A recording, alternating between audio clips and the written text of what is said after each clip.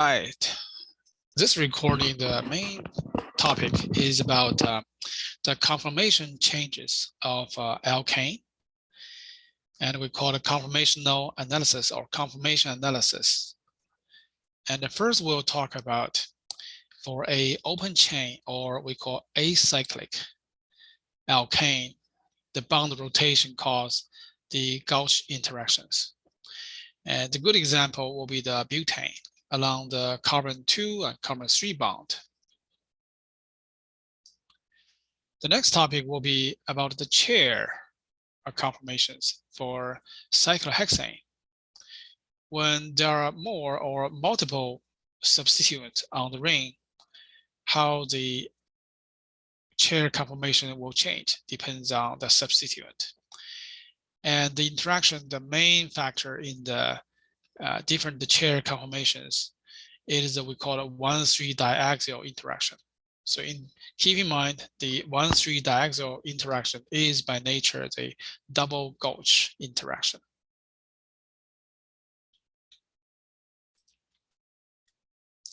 So let's quickly review on the rotation of butane along the second and third bond. So as you remember, the different conformations of a butane with the lowest energy or most stable conformation with the two methyl group on the anti position, the dihedral is 180 degrees. And then when the hydrogen or methyl with hydrogen have eclipse, it brings up to one of the highest energies. And after that, keep rotating another 6-degree dihedral, we have a very low energy with all the hydrogen and methyl group in the staggered configuration. And in this case, the methyl group are close to each other with a 6 degrees dihedral. So the highest energy happens when the methyl group and the methyl group in the eclipse position. So we notice the energy changes as the two methyl group rotate along the carbon 2 and carbon 3 bond. So we have two lowest energy conformations for the butane. One is a methyl group have a 6 degrees dihedral. This energy is about 4 kilojoule higher than the most stable, where the methyl and the methyl group adopt 180 degrees dihedral, which we call anti-conformation. So the energy difference is about 4 kilojoules. This energy, it is the estimate of the, we call it Gauche interaction between the two bigger substituent other than hydrogen. So to further going on, discuss how the substituent on the acyclic alkane interact. Here's the concept we call van der Waals radius. It is estimate of the size of a substituent or atoms. And as you can see from this table, the hydrogen has the smallest van der Waals radius. And notice the methyl group and the methylene group CH2, they both have 2.00 angstrom van der Waals radius. The units is angstrom, that is 0.1 nanometer. It's very convenient for represent the bond length or the atomic radius.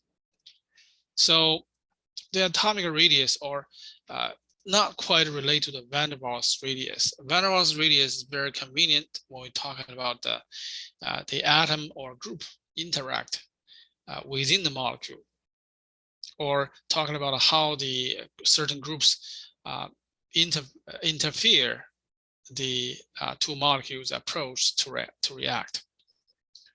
So generally speaking, the larger van der Waals radius will cause a bigger interaction, or as a matter of fact, mainly repulsion between the two groups or two atoms. And so the larger radius will contribute to the stronger gauge interaction or gauge repulsion.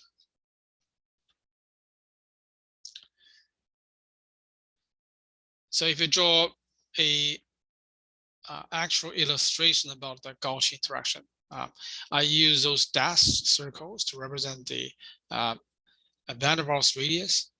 And you can see in the anti-configuration, here's a methyl group with 1 carbon and 3 hydrogens that have the 180 degrees from the other, the end of the another methyl group. And if you look at the from the carbon 2,3, this axis, this bond, we draw the Newman projection looks like such. And as we rotate 120 degrees, it will enter another staggered configuration. And in this configuration, notice this methyl group from one end of the butane is getting too close with the other methyl group at the other end of the butane molecule. And if draw the Newman projection shows these two have a fairly small dihedral, about 60 degrees. And the close angle, the small angle between these two groups or substituent, it is we call it Gauche interaction. So again, Gauche interaction is when the two substituents with significant radius or van der Waals radius have the repulsion against each other. In the anti-conformation or configuration, such repulsion is minimal. But as the dihedral from 180 degrees reduced to 60 degrees in a different staggered configuration, there will be a Gauche interaction. And so start from the 180 degrees dihedral, we roll to 120 degrees, we have in the middle the Gauche interaction. If you rotate another 120 degrees dihedral, you can see there's still the Gauche interaction between the two methyl groups. So in general, given the van der Waals radius, if you know the van der Waals radius for different substituents in the acyclic or open chain alkane molecule, the groups of the largest van der Waals radius tend to adopt anti-conformation, which means if you look the bond in between these two groups, one side of the substituents may or may not include the hydrogen. If one of the substituents has the largest van der Waals radius, and the other end of the bond, the backside of the atom, also has its own largest van der Waals radii substituent, then these two are largest on the two carbons tend to adopt the anti-configuration to minimize the repulsive force. So let's see an example. In this case, how does the van der Waals radius help us determine what the conformation of an open chain alkane has the certain conformation with a minimal Gauche interaction. So in this case, we have a 1 chloro, 1 fluoro, 2 methyl propane. And we have the wedge and dash line structure as such. So from this angle, we draw the Newman projection. We'll have the 3 different. So the first one is based exactly on the current layout with methyl group as a wedge and the hydrogen as dash. And the next carbon, which is next carbon, we have a fluorine group as a wedge and the hydrogen as dash, and so forth. So we can draw the first Newman projection. So how about the other Newman projection? How many Newman projections we should draw? So remember, when we draw the Newman projection, start with staggered. We rotate the one side of the 3 bonds by 120 degrees. We get into the second staggered conformation. So rotate 120 degrees. And typically we rotate clockwise, and that'll make it easy to keep track. So if your clock rotate the carbon on our end, you can see there's one hydrogen and two methyl groups. Rotate the whole carbon atom 120 degrees will enter the second Newman projection, and you can see the kind of overlap. So you can see these two, the methyl group rotate compared with the beginnings, rotate 120 degrees. And we keep rotating another 120 degrees, will enter the third Newman projection. So now we have the 3 Newman projections. And let's find out which conformation has the lowest energy by analyzing the Gauche in the Gauche interaction in each case. So write this down. And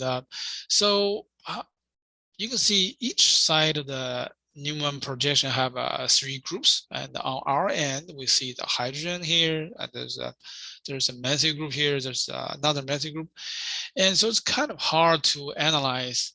And also keep in mind, when we analyze the Gauche interaction, we do not consider how the hydrogen atom, such as here, the hydrogen atom interact with the other substituent. So therefore, there's an easy way to draw that. You can just simply eliminate or ignore the hydrogen. And to ignore the hydrogen, well, let's just kind of erase the hydrogen. And that will only show the bigger van der Waals groups or atoms. And by erasing the hydrogen, we have showing all these groups or atoms that have a large van der Waals radius. This will make the analysis much easier to perform, because we can easily see how many Gauche interactions among the bigger groups. So what kind of unique, we call it unique Gauche interactions? And you basically look the methyl group on our end that is close to us, and any group on the other carbon that is 60 degrees from this methyl group, and that'll have the Gauche interaction. So we can see, you can see there's a chlorine, the methyl, that's the first Gauche interaction. We designate the MECl Gauche interaction. Me for methyl group, CH3. And for the same methyl group, we have another Gauche between the fluorine and the methyl group, because this angle is 60 degrees. And we keep looking on the second methyl group. Now has only the Gauche interaction with the fluorine, because the 60 degrees dihedral. Okay. So that's pretty much the Gauche interactions that we have. Keep in mind, on one of the carbon has 2 methyl groups. The other carbon has the chlorine and fluorine.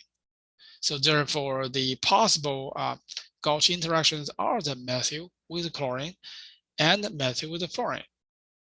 So if I draw that out, what kind of a unique Gauche interactions? Kind of going back to the line structure.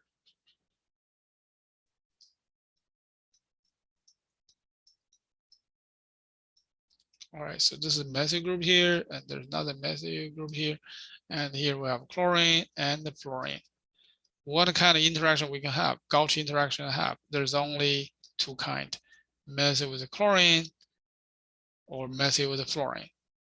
There's only 2 kinds. Okay, so that's how we know what are the interactions, or we call it unique Gauche interactions. There should be only 2 kinds. Now next, because each conformation has multiple Gauche interactions, how can compare all these? It's better use a table. And now we need to semi-quantitatively compares the Gauche interaction. So let's kind of bring back the atomic or the van der Waals radii given in this question. By make a table that makes it much easier to keep track each interactions. So we put the horizontal or the different rows for different conformations, and the column, each column is designated to the one of the two Gauche interactions we saw in the previous slide. So this is the methylchlorine and the methylfluorine, and between the methylchlorine and methylfluorine, we can see the chlorine being the bigger atom also has a bigger van der Waals radius than the fluorine. Because this, let's kind of mark which Gauche interaction is larger.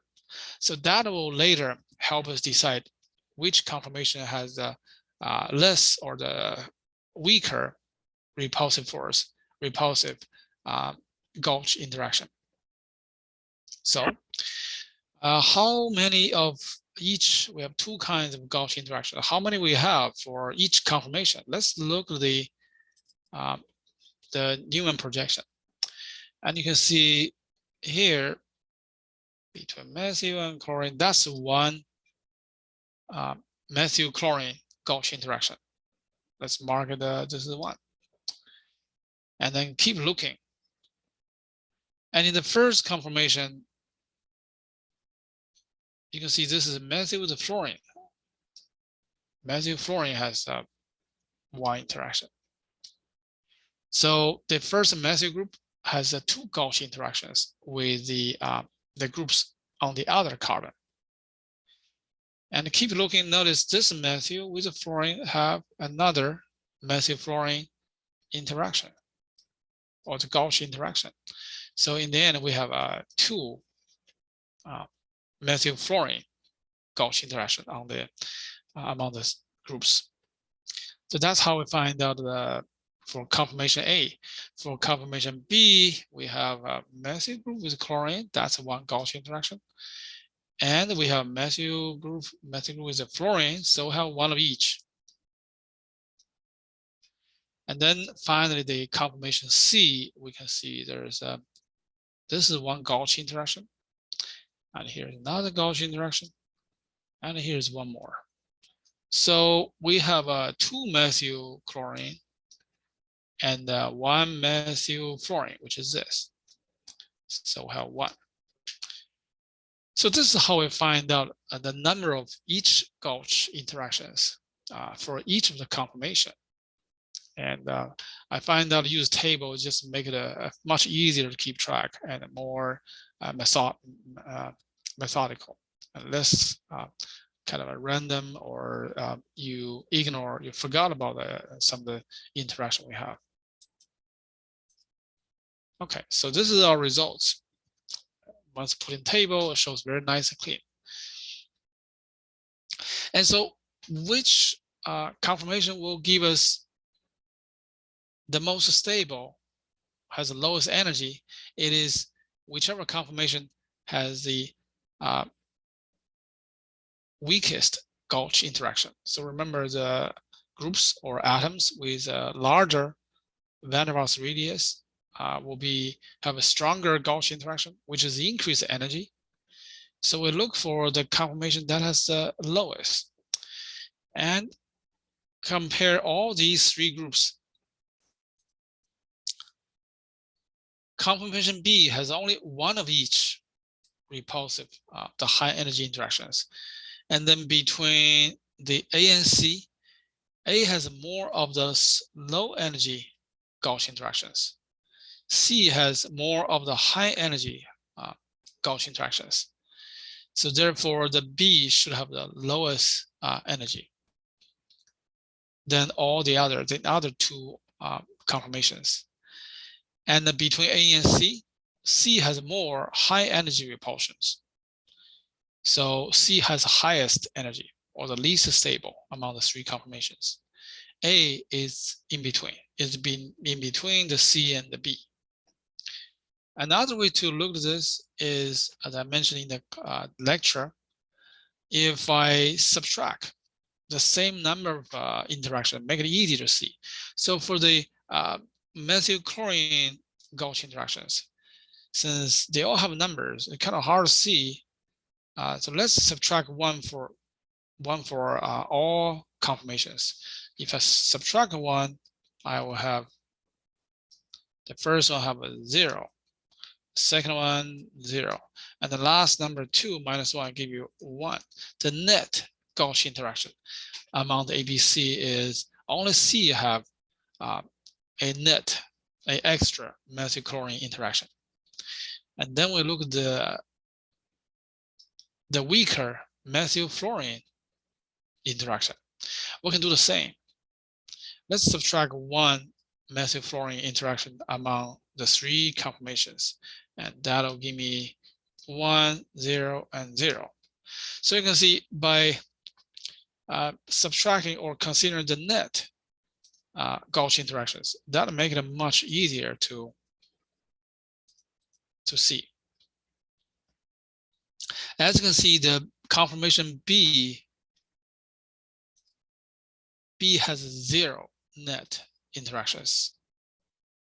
That means it has the lowest energy, most stable. And then between A and C, the A has a weaker Gauche interaction, only 1. And C has only 1, but this one Gauche interaction is a higher energy Gauche interaction. So between A and C, C have a higher energy, which is the least stable, whereas the A has the intermediate Gauche interactions. So the final conclusion among the ABC, which conformation has the highest energy, which one has the lowest energy, is C has the highest energy than A, and B has the lowest energy. So that's the relative energy between the 3, or the ranking of energies among the 3. And so the B will be the most stable.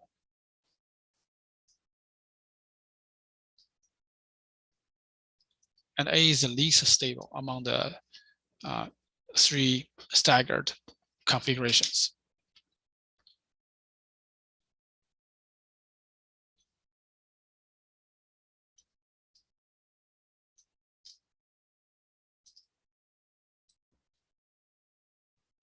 The next topic we'll talk about in this recording is the conformation analysis among the chair conformations for cyclohexane.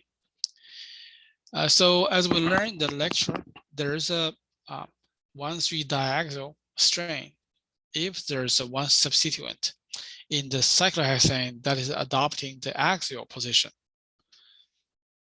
This by nature is a Gauche interaction between the axial substituent and the carbon-carbon bonds in the ring. And you can see the substituent in the red ball will have the 1,3 with the hydrogen on the 3 position, have the repulsive force. And since there are two hydrogens on the 3 positions, so one is here with the substituent we designate as a position 1, then this is a position 3, have a hydrogen in the axial position. And also if we start from the other direction, position 1, 2, and 3, this position also have a hydrogen. So these 2 hydrogen on the axial position will be in the close proximity of this substituent on the axial position. And if we draw the Newman projection, it shows us this substituent have a 6-degree dihedral from the carbon in the ring, and this is one of the Gauche interaction.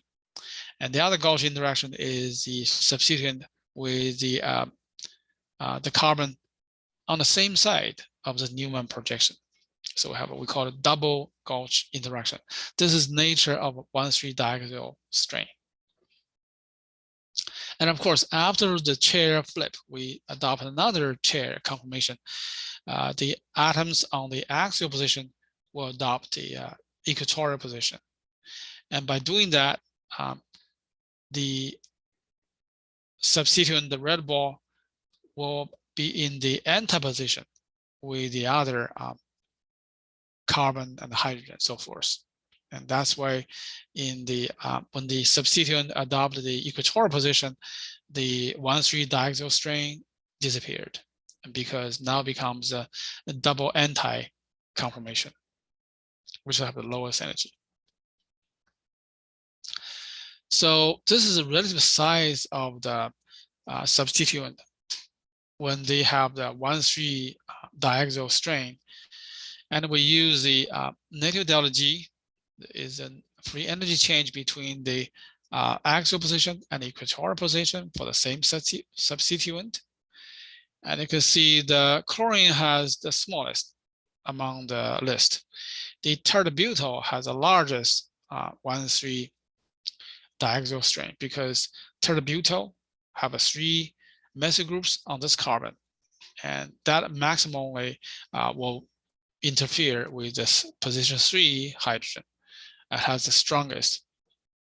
And also you can see as you can see the diaxial interaction or the double Gauche interaction increases, the substituent more likely to be at the equatorial position. The ratio between equatorial substituent versus the axial substituent ratio increases dramatically as the delta G value increases.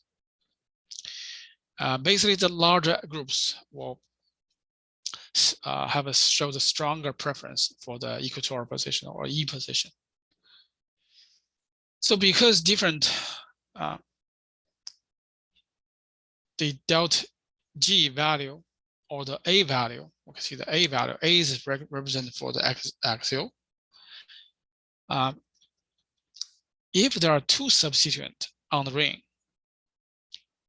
which substituent will be on the equatorial position?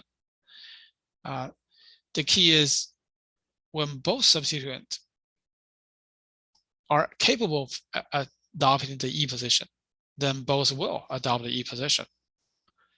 But if the 2 substituents cannot both adopt the E position, then the larger groups with the larger delta G value will be preferred on the equatorial position. So for example here, the methyl group have a higher value of the delta G than chlorine. Then between these 2 chair conformations, because chlorine and methyl group cannot be both on the equatorial, methyl group shows a stronger delta G value. It is more preferred at the equatorial position. Wait a minute. So, this is the case. Actually, the 2 substituents both can form equatorial. So these 2 will be on the equatorial position. It's strongly preferred. But if these 2 have the contradict, then they will not. So I first divided this topic into 2 parts. If the 2 substituents on the same side of the cyclohexane ring, we call it cis. If cis 1,3, then both substituents can be the E position. So this is highly preferred. But for the other cis disubstituted, the cis 1,2 or cis 1,4, cis 1,2 is when the 2 substituents next to each other in the ring. Cis 1,4 is these 2 substituents is diagonally across the ring on the opposite end of the ring. So either these 2 cases, since only one substituent can be at the equatorial position, the other has to be at the axial. Whichever the larger group or the group with the larger A or the delta G value will be on the equatorial position. So you can see these 2 show the pink ball, because the larger delta G value is stay on the equatorial position.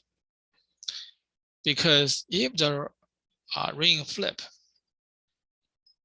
the purple will has to be on the axial, and the red one will be on the equatorial. But because the purple have stronger repulsion against the position 3 hydrogen, it cannot be, it will be higher energy, unstable.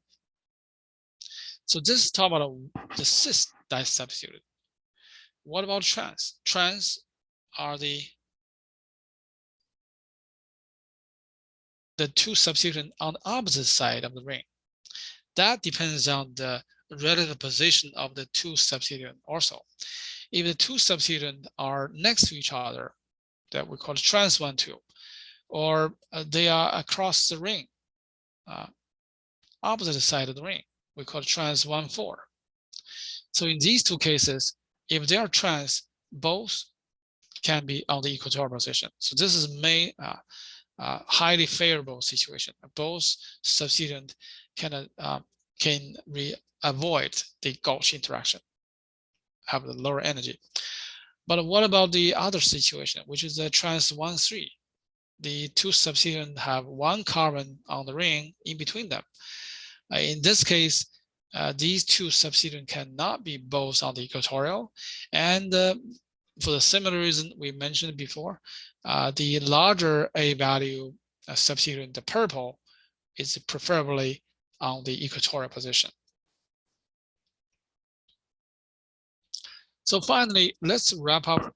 What if we have a cyclohexane has more than two substituents? How do we quantitatively evaluate the situation? By the way, the example here also applies to the ring that has only one substituent or two substituent. And so in those two cases, which is similar, we can apply the similar strategy we do here. So I do it methodically. And this is typical questions are in question like this. We have a cyclohexane, have a 3 substituent, and the structure shown here. And you have the wedge and dash. The wedge means close to us, and the dash means away from us. So you can see the fluorine is away from us. The hydroxy group, and also this is oxygen with the ethyl group, we call the Acyclic group, also is close to us. And we have a such chair, and we have the DeltaG value, which is how much the substituent prefer the equatorial, and the value is given in kilocalorie per mole. So start from here. How do we know among the two chair full conformations, which one have lower energy than the others? So first of all, we need to draw the chair conformation for this molecule. And when you draw the chair conformation, so the first, we have two chair conformation, but which one should we start? As a kind of habit, we pick the substituent that with a larger DeltaG or not a DeltaG, because such group ideally should be preferred on the equatorial position. So with that, and since in our list, we can see the OH group or hydroxy group has the highest negative DeltaG value, we put that in the equatorial first. And then we need to refer to the orange molecule and to keep drawing the other groups. So by in this ring, we need to keep the OH group close to us or facing up. Very important, facing up. Keep the OH facing up. And I will notice this is actually carbon number 2. And carbon number 1 has the S-SOXY group, it's V group. So this is this group. We need to be familiar with the axial and equatorial bonds with just a unsubstituted cyclohexane. So it's very important we need to quickly draw the cyclohexane with all the A's and E bonds. So these are the A bonds. And then I change the color to get to the E bond. The E bonds, remember, follow the tetrahedral rule. So E bond here, and we have E bond here. So use I call it anti-parallel. to draw those bonds. And finally, so these are the equatorial bonds. Only if you are familiar with those E and A bonds, you can find how the next bond use the original structure, how we draw those bonds. And we notice, so go back to the beginning, the color. I put the OH group on the E position. And keep in mind, there's another A position bond here. So number 1 carbon, as you can see, the bond are the A bond point up, equatorial bond point parallel to the ring. Okay, so which one should be linked with this big guy? This big guy. You notice from the given structure, the OH and acyclic group on the same side of the ring, which means if the OH is above the ring, okay, OH is above the ring, because this A bond is below the ring, okay? So OH bond is above the ring. And so therefore, between these two, the acyclic must be between these two, whichever is more up, which is this.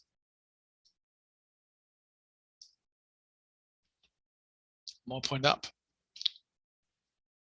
And then in the same structure, we can now move on to fluorine. The fluorine number 4, 1, 2, 3, and 4. The fluorine will be below the ring. Okay, below the ring. So fluorine should be here as I draw this unsubstituted cyclohexane. Which bond is the below the ring? Obviously, this is the one. This is a below the ring. So this is fluorine, should be here. Okay, so kind of messy. Let's move on in my, let me understand how we draw this bond. It's very important.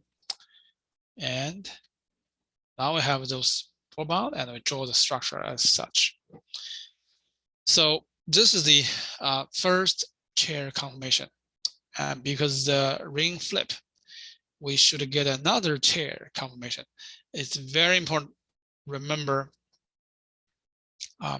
those bonds. So let me bring back whatever I erased.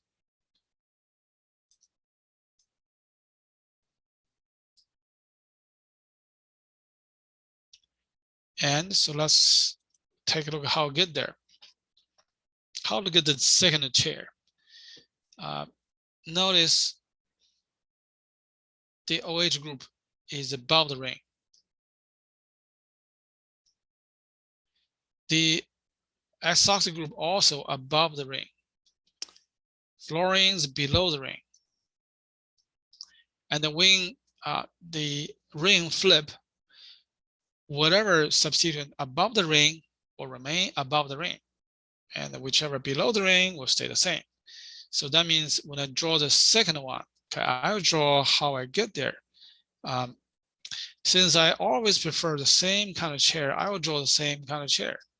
But keep in mind, after the ring flip, this OH group will not be in the equatorial, will be the axial. So which one be the axial? After the rings flip.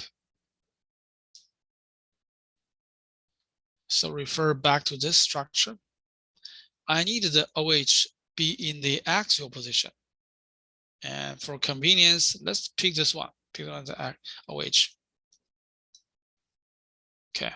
And then now this number is number 2, this is number 1, and this is 3 and 4. Okay. So now let's decide what will happen to the other 2 substituents. The acyclic group, which is a big oxygen group, it wasn't on the axial because the ring flip. Now it should be on the equatorial. The flip.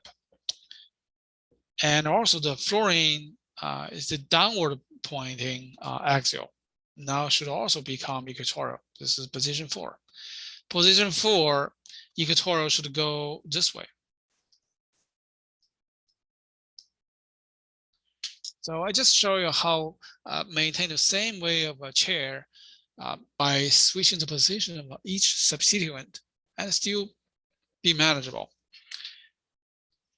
So by drawing this is good enough, but let's see what I did on my PowerPoint. Okay, I did exactly what I said. So that's the, we got a B configuration. This will take some practice and very important in the test. We have a very limited amount of time and you need to be very familiar with how to draw the cyclohexane, the chair conformation, and be able to quickly identify what the position for each substituent. All right, so this is the conformation B. Now I have these two conformations. What to do next? We need to compare these two conformations, which one have the lower energy than the others. The way we consider that is for each conformation, if there's substituent on the axial position, we add those values, whatever in this table. We just add those values to the energy. If the substituent in the conformation in the chair is at equatorial, we assign a 0 for that value because there'll be no 1,3 diaxial stress if the substituent on the equatorial position. So for each conformation, we just need to add the energy from those axial substitute together. And for both conformation, we'll do the same. So let's take a look at each one, how we do that. The conformation 1, we have two substituent on the axial position.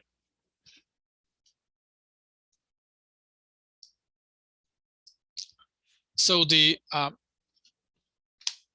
relative energy or delta G for conformation A, it should be the delta G value for these two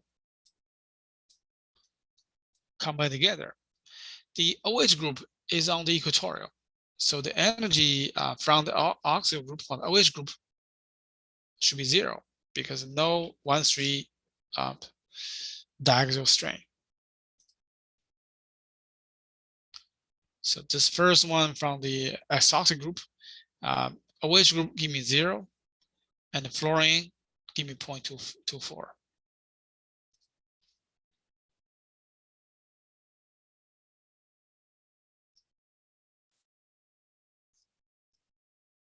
Okay, so that's for the first conformation. We have that. Well, after the ring flip, the A becomes E, E becomes A. The energy for the next, for the chair B will be different.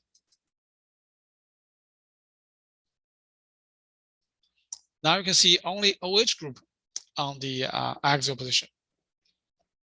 So when you calculate energy, the fluorine and the S-oxy will have both have a 0 energy because they're on the equatorial position, only OH. So if you calculate that, you have only the one number value come from the OH. Okay, so the energy calculation sounds like very methodical. There's actually very a good shortcut, which is in the chair conformation A, between chair A and chair B, if one substituent contribute energy to the free energy in one chair, it will not contribute in the second chair. The reason because if it was in on the A position, after the ring flip, the same substituent should adopt the equatorial position. So that'll become 0. But anyway, if you do the add this total energy becomes such 1.14 for the chair per A, and for chair B we have 0.93 kilojoule. So obviously chair A have higher energy than B. So therefore the B is more stable than A. The B conformation is more stable. So when you have a multiple substituent, we need to consider the actual chair conformation, which substituent on the equatorial, And we need to draw both chairs because between these two chairs, whatever substituent will switch positions. And then we compare them by compare the summation of the Gauche interaction or the 1,3 strain for each substituent. Whichever substituent on the axial, we should use a positive value at on top of that because there's a that causes a higher energy, higher strain in the ring. So that's how we quantitatively compare the two chair form conformations when there are more than two substituents. If there are only two substituents, the situation is much easier because between the two substituents, either both substituents both on the equatorial or the substituent with a higher DeltaG on the equatorial, as we discussed earlier. Now with the relative energy available, we can actually calculate the ratio between the two chair forms and eventually calculate what is percentage of the actual ring is adopting the more stable chair conformation. So that'll be next. So now we know the B is more stable in this equilibrium. As a matter of fact, the activation energy for such a transformation is right around 45 kilojoule per mole. So the free energy difference between these two is, we notice that in such equilibrium, B is more stable. We put a B as a final product in this equilibrium. If we do so, the DeltaG calculation should be the free energy of B minus free energy of A. And we have such values given here. So the calculation will be straightforward. Use the energy of B minus the energy of A. You get a negative 0.21 kilojoule per mole.